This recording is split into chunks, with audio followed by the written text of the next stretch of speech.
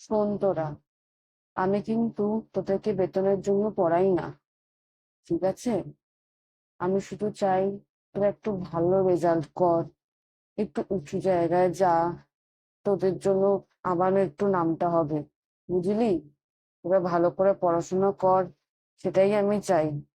ঠিক আছে? তোরা একটা ভালো জায়গায় চাকরি বাকরি কর।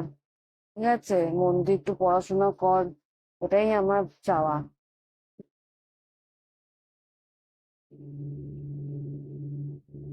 কিছুদিন পরে। প্যানকা। হ্যাঁ স্যার, বলুন।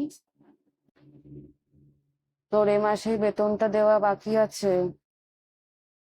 কিন্তু স্যার, আপনি তো আগের দিনই বললেন যে আপনি বেতনের জন্য পড়ান না। তো আমি তো ভেবেছি আপনি নেবেন না। আমি তো তাই ভেবেই তো আমি টাকাটা দিয়ে খেয়ে ফেলেছি। বাহ বাহ, তুই তো আমার একটা কথাও শুনিস না। এই কথাটা তো খুব মন দিয়ে শুনেছিস দেখছি। হ্যাঁ স্যার, এই কথাটা আমার না খুব ভালো লেগেছে স্যার।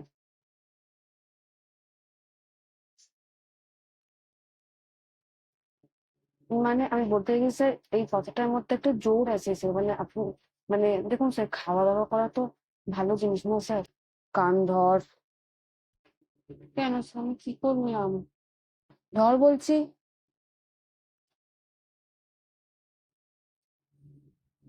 এভাবেই থাক।